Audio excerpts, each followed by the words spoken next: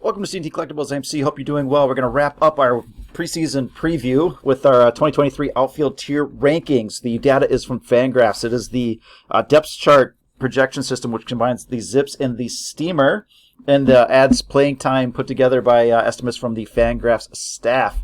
We rank them versus a standard Roto League and a standard points league. We weight a little bit more towards the points league, just because there's more categories and more inputs, and so that smooths things out. But we'll provide the Roto and the points rankings for each of these players, and then we group them into tiers so we don't split hairs too much. So if there's a player that's very close to another one, you're not going to put them right next to each other. Say, you know what, grab either one as long as they're in the same tier. Once you exhaust tier, you move on to the other one. So we've got 6 tiers today. Not all of them are this big. This is kind of your last tier. And there's still value, absolutely value beyond this if you start to look at guys like Andrew Vaughn and things of that nature. But we got to cut it off somewhere. So we'll start off with the 6th tier. And probably the best value on the board is Masataka Yoshida, the new acquisition by the Boston Red Sox, projected to lead the league in hitting. You don't see a lot of projections. Of course, people are going to hit over 300, but entering the season, you're not going to see people or projection systems call for that or anything like that. But they did for him, and so in that offense,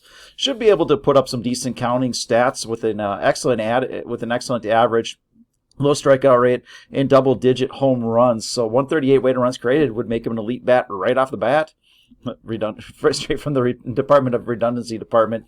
In points leagues, he ranks 10th overall. In Roto, 33rd overall, because he's not going to win you anything in the runs, RBI, stolen base, home run department, but he's not going to hurt you in the average department. Anthony Santander. When you get down to this level of player, you're not going to get the complement of talent across the board or anything like that. There's guys who are going to stand out in one area or another, but they're going to hold you back in another one. So Anthony Santander could be a very a nice pick in points leagues. 250 average, but he's going to put up a decent number of home runs, run RBI.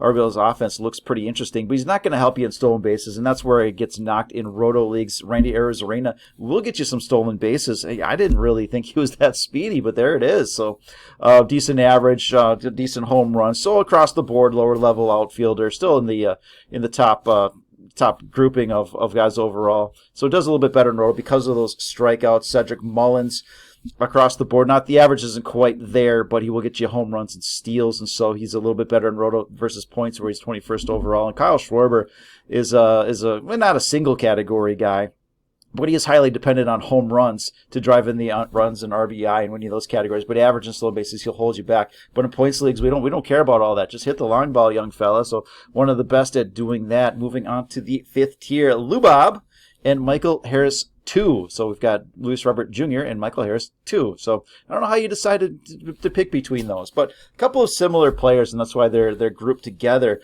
270 average, mid-20s home runs and RBI should be similar. Harris has a little bit more speed.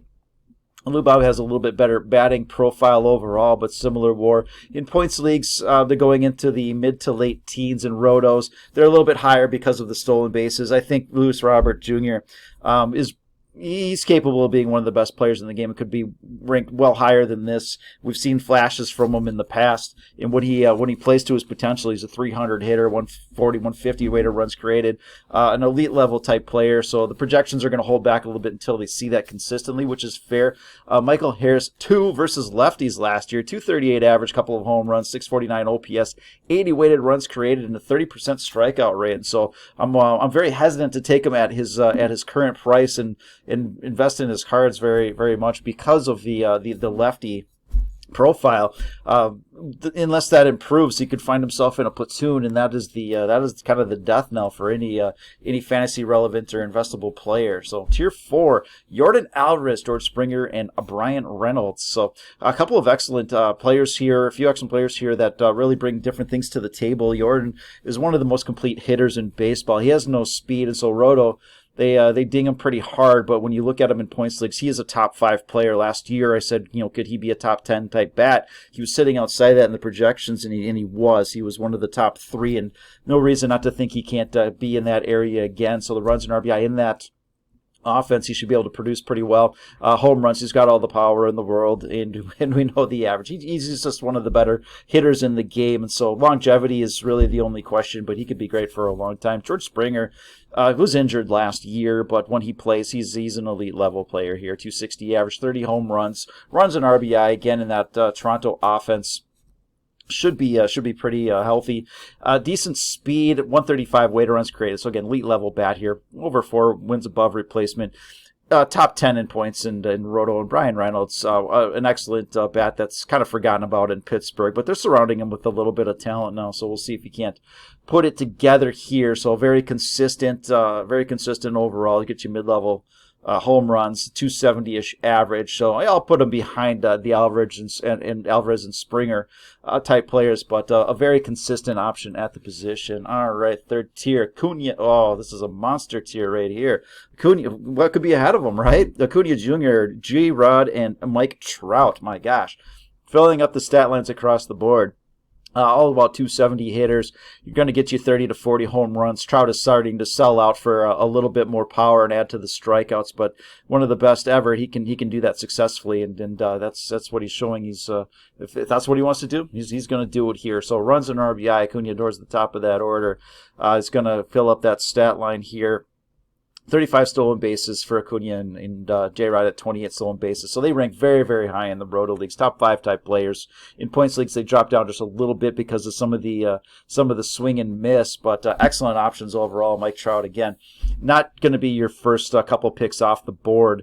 In Roto leagues, the stolen bases aren't there anymore, so he drops down a bit, but the runs and RBI, fantastic. He'll get you in home runs, ding you a bit in average, but again, three incredible options. Tier 2, Mookie Betts gets that one all by himself. He's a little bit better than the previous tier, and he's not quite at that first tier, but being one of the top 4 or 5 players at the position, no shame in that. So 270 hitter, 30 home runs, runs and RBI with some decent stolen bases. So again, in points leagues, he'll be a little bit higher because there's not a lot of that swing and miss as some of the other guys. But in Roto leagues, he'll fall outside of the J-Rod and Acuna types because he brings a lot of things in similar fashion to what those two do, but he doesn't have the stolen bases, and that's really the differentiator there. But incredible player overall. You should be happy to have him. But your first 3 off the board may be these guys: Aaron Judge, Kyle Tucker, and Juan Soto, if you've ever heard of him. So, all right, Aaron Judge, is he going to hit 60 again? Who knows? I mean, he's certainly capable of it. Last year, 300 average, 62 home runs. Pretty amazing stuff overall. Can he repeat it? Unlikely, but can he come close to it? Yeah, sure, why not? So the projections might come in light. So probably your number 1 outfielder again. Just monster runs and RBI numbers. The home runs lead the league. The average again, if he creeps up to that 280, that 290, 300 or whatever, it'll be kind of a no doubt. Projection systems have him at that 167 weighted, runs created, another 8 wins above replacement. Just a monster. Points leagues because he can do all that, filling up the stat line.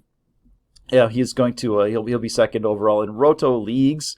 Again, adding in the stolen bases, it's not a huge number, but so dominant in the other categories, he's going to be third overall. Kyle Tucker.